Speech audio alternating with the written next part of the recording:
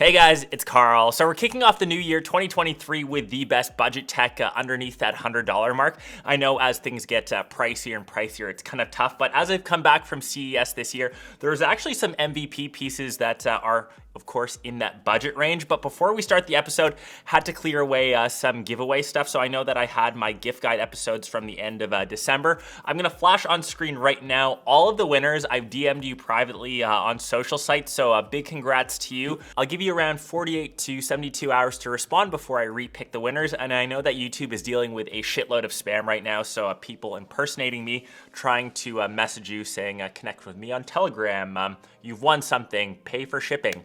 I never do that. So I'm only DMing people through my verified sites. So either Instagram or Twitter. So make sure you're following me over there. And we'll kick off this episode. If you like anything you see, just make sure to leave that comment down below. Obviously, you're subbed. Hopefully you are. And I did go down to CES for a Fossil watch, but a lot of you were DMing me.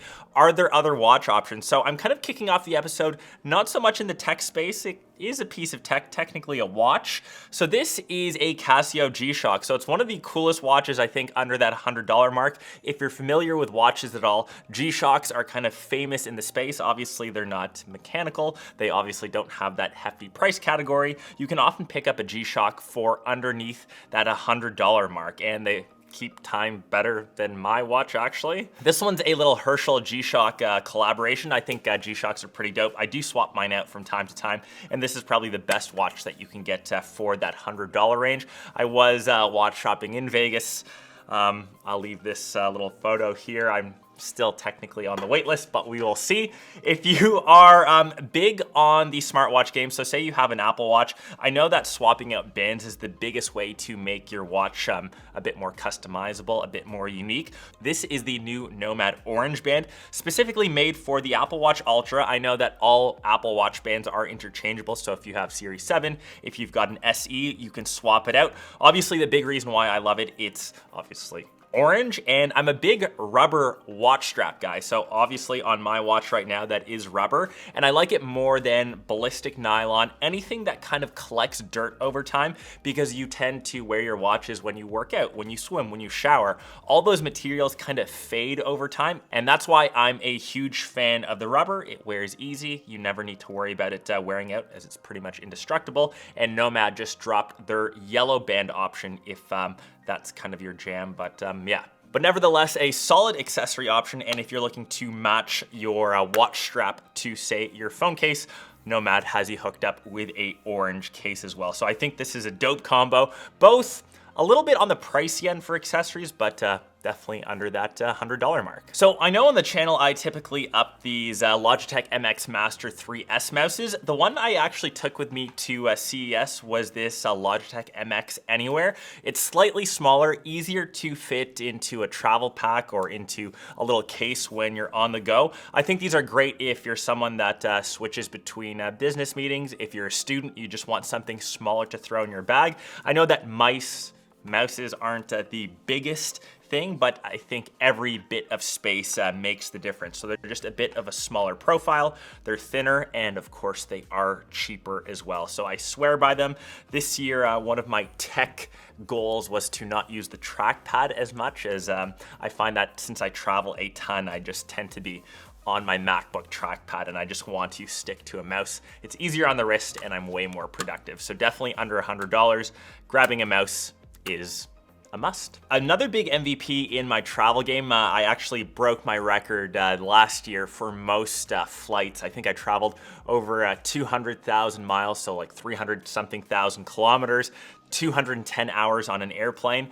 Just having an AirTag in my luggage gives you that peace of mind of where your bag is in space. So if you land somewhere, like I was just in Vegas, I quickly just pop up the Find My app. I can tell if my bag is in fact with me or it's back home where it missed its connection, it's in another country somewhere.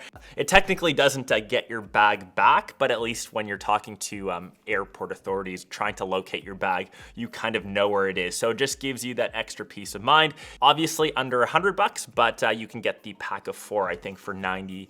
$8-ish.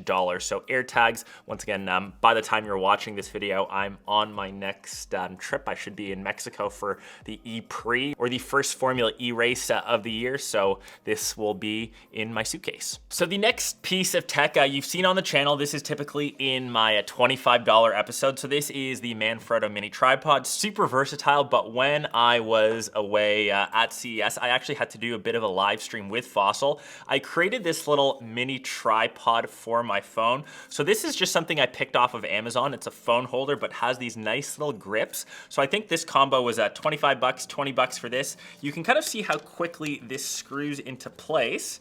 And as an example, I can place my phone in the middle, so great for that live stream that I did, but this little mounting rack up top is what makes it really cool. So it actually has these three little, I think they're called cold shoe plates that you can add extra accessories. So if you want, you can add a microphone. I actually had this little light here. This little light is another piece of tech on the episode. It costs exactly under $100, and it did have this little hot shoe connector, which I unfortunately took off and forgot at home, but that essentially slid into place on this little tripod setup. So I had a full light vlogging rig for my live stream, and because CES has the worst lighting available, it's a showroom or it's a conference with bad lighting, just having this little pocket key light is great. So with this, you can actually change the color temperature and the intensity all the way from 99. If I actually just click this up top, you can see it goes all the way down to technically 0 or 1%. So really handy to have. It's magnetic as well, so if there's a magnetic surface,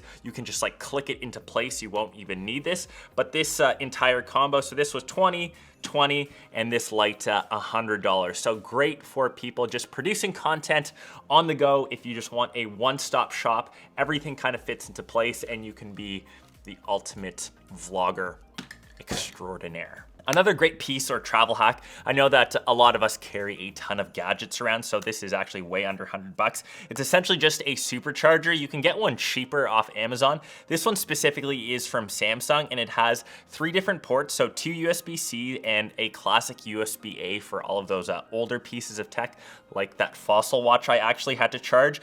This actually has a fast charger, so you've got a 65 watt, 25 watt, and a 15 watt respectively. Just great to juice up multiple devices. I know that we typically have our smartphones. I actually was charging up my camera on the go, and like I said, that Fossil watch. So 3 devices were charging at once. Usually when I was at lunch, crushing back some pizza and the expensive water or Gatorade at CES, I just had this plugged into an outlet to keep all of my devices nice and charged up as I'm on them the entire day. Just a nice little power brick to have is pretty clutch. So next off, we have 3 things, and they all kind of work together all around that $100-ish mark. So at CES, we shot close to 1 terabyte of footage over the 3 days while we were there. So on my SD card, so I'm gonna show you the one that I typically use. This one's from Lexar. I know it's over $100. It's just, of course, the read and write speeds that make it so quick.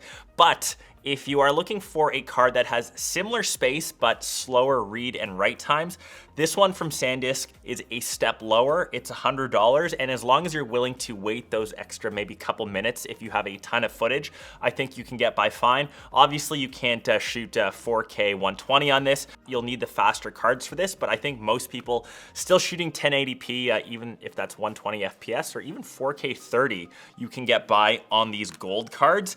And with all that footage, obviously dumping onto the MacBook Pro, just having something like a USB-C dongle/dock makes it so much easier. For whatever reason, MacBook Pros have been struggling with their SD card reader. I know that myself and Nick, his laptop also, the SD card slot just doesn't work half the time. So just having a little USB-C dongle, you can actually stick a couple devices through it. So if you have HDMI 2 display port, an extra USB-C port, and of course the SD card slots, and it also has micro SD if that's your jam. So with that close to terabyte of footage that we shot, just to keep things off of the MacBook, we just had these Lexar SSDs, just super handy to have lying around in your bag. I think this one has 500 gigs, so we filled up with the first day of footage. I think all the Mercedes footage that we shot was just placed on this hard drive, so we can kind of pass them between us if we're working on an edit, which we kind of got out pretty quickly. Once again, under $100. All of these minus this card. If that's not in the budget, just go for these SanDisk Gold cards. And that's pretty much all of the tech that I brought with me. The last thing, just because I have this off on B-roll here, I just saw it. It's under $100. It's this little walnut pen stand from GroveMade. I know a ton of you have asked about it in my initial desk setup video of the year. I forgot to include it as it was sitting on my desk. Just a cool way to keep accessories on your desk organized. So you can see I've got my Apple Pencil, I've got some stationery here, and I've got my Apple TV remote, as well as unboxing knife, all just in one nice place. I know GroveMade makes some pretty nice stuff. It's made out of real natural wood. It's expensive for a pen holder for I think close to $100, but if you're a bit baller this year, you want to treat yourself to some nice desk accessories, because if you sit at it for what, 7-ish, 8 hours a day, just rock out in your desk setup space. Make it nice, make it fancy, because you're spending extra time there. So I hope you guys enjoyed this episode. It was the first budget one of the year. I know you guys love these episodes. Remember, all of these stuff that I mentioned will be linked down below. Make sure you're subbed to the channel. Follow me over on social. That's my shameless plugs for the day. I'll catch the rest of you in one of my next ones. Peace.